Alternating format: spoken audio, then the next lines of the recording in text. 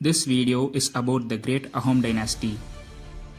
The present-day northeast region of India is filled with natural resources and it is called as the unexplored treasure pot of the Indian subcontinent. Such is the significance of this region to India. The history of Assam and its neighboring northeast region is filled with basic principles of modern-day India's democracy like secularism, religious tolerance, decentralized governance, etc. These ideas were first seeded by the great kingdom called the AHOM Empire. The AHOM Kingdom ruled the present-day Brahmaputra Valley in Assam for nearly 598 years, from 1228 to 1826 AD. They didn't defeat the kingdom and established their empire. Their first king, Sukapa, a Thai prince from Mangmao in Thailand, established this empire in Assam. He came from Upper Burma with some 9,000 followers, which included his queens, sons, nobles, and warriors. The kingdom began as a small town with defensive walls, commonly called as Mong in Thai language, in the upper reaches of Brahmaputra. They initially cultivated and all were farmers, whose main crop was paddy. The credit of its rapid expansion is with a man called Suhung Mung in 16th century. It was only during this period the kingdom became multi-ethnic in character. The AHOM kings didn't neutralize the native Assamese like Barahi, Marans, etc. They instead became an ally of them and they together helped the kingdom to reach prosperous heights. They initially made Saraighat as their capital, but later through their decentralization policies, they had 4 capitals in Gargaon, Rangpur, Jorhat and Saraighat. Their administration is very effective because the king is not the only person ruling.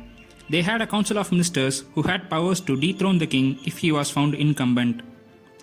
Their system was more governance with less interference of the government. Even the queen was called as Borphukan, which means chief queen. She has a major role to play in the administration of the kingdom. Their first capital, Saraighat, is known for its heritage sites. There are man-made burial mounds of various sizes called as maidams. It is sacred and depicts AHOM's royalty.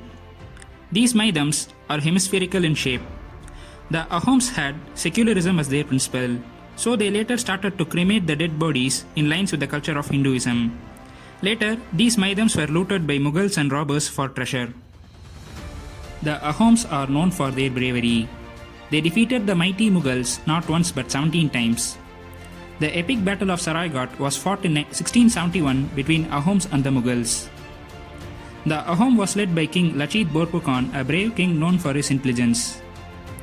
King Lachit had a small army, but he was wise enough to know that the Mughals were weak in seas. So the Battle of Saraighat was fought between the naval forces of Mughal and AHOM Empire. The AHOM Empire won the battle as expected. The Mughals, headed by King Aurangzeb, wanted to retaliate only to lose for the second time. King Lachit Borphukan used the terrains as a tactical weapon to take on the Mughals and he won the second battle too. King Lachit Borphukan is seen as a war hero even today. A superfast express train plying between Howrah in West Bengal and Guwahati in Assam is named after the Battle of Saraighat. Every year, Lachit Divas is celebrated on 24th of November in remembrance of King Lachit Borphukan. The best cadet in NDA National Defence Academy is awarded a gold medal in the name of Lachit Borphukan. The AHOMs were known for their values like equality, secularism and other modern-day diplomacy principles. They combined with Hinduism and other tribals. They promoted intermarriage. They allowed all ethnic religions, languages, traditions to flourish. They didn't dominate using their culture. They adapted many things from many cultures.